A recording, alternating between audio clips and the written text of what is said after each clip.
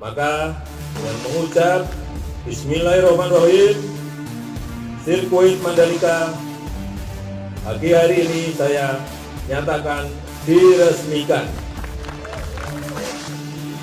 Susilo Bambang Yudhoyono atau SBY, Presiden ke-6 Republik Indonesia yang dikabarkan terkena kanker prostat, diberitakan selesai menjalani operasi di Rumah Sakit St. Mary's Mayo Clinic Amerika Serikat. Kabar baik itu diketahui salah satunya dari sebuah video berdurasi 2,59 menit yang diterima cnnindonesia.com pada Jumat 12 November. Dalam video itu terlihat SBY didampingi kedua putranya, Agus Harimurti Yudhoyono atau AHY dan Edi Baskoro Yudhoyono atau Ibas beserta keluarga lainnya.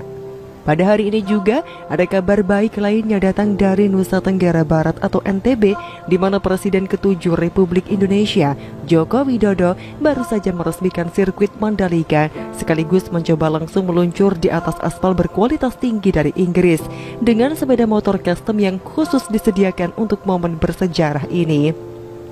Sirkuit Mandalika yang kabarnya mulai bikin was-was negara tetangga dengan sirkuit Sepangnya itu sebentar lagi akan menggelar balap Motor World Superbike WSBK pada 19 sampai dengan 21 November 2021, dilanjutkan dengan ajang MotoGP pada Maret 2022 mendatang.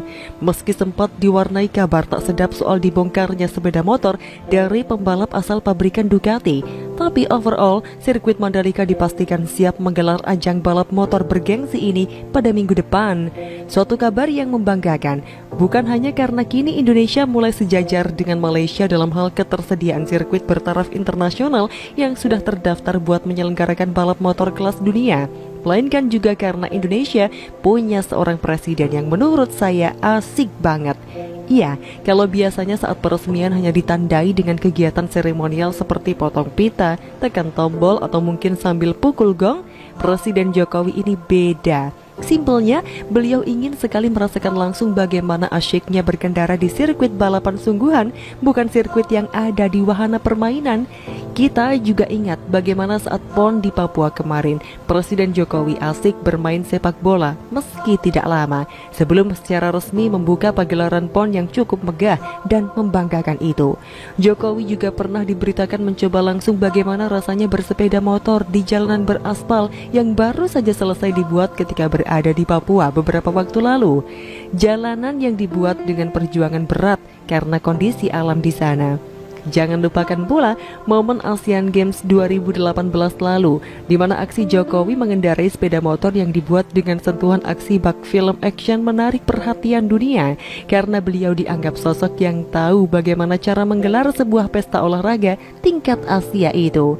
Terus, apa kaitannya dengan informasi di awal artikel soal SBY yang diberitakan telah menjalani operasi prostat dengan lancar? Ya, nggak ada hubungan secara langsung sih, stewarders.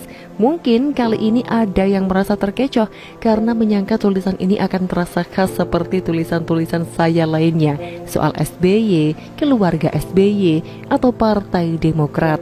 Tenang, kali ini saya mau agak kalem mengingat kondisi beliau yang butuh fokus dan ketenangan dalam masa pemulihan kesehatan pasca operasi prostat itu.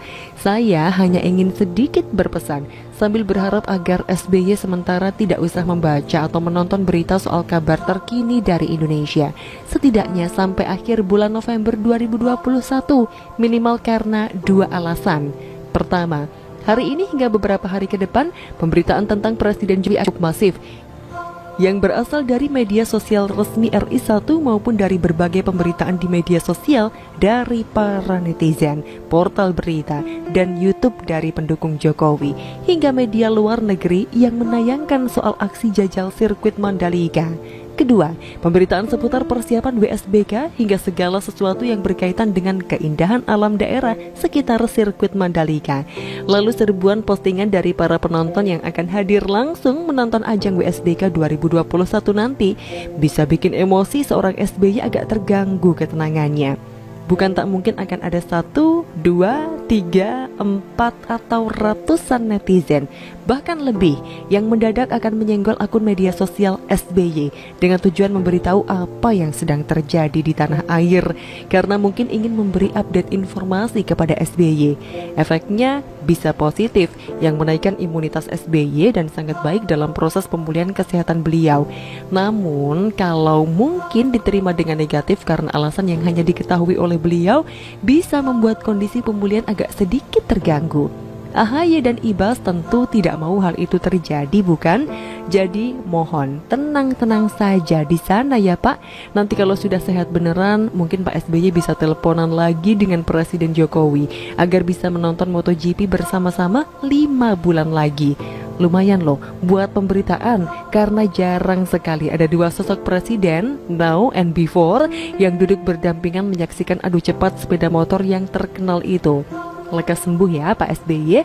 Saya ucapkan selamat juga kepada Presiden Jokowi atas peresmian sirkuit Mandalika pada hari ini. Begitulah kura-kura. Bagaimana menurut Anda?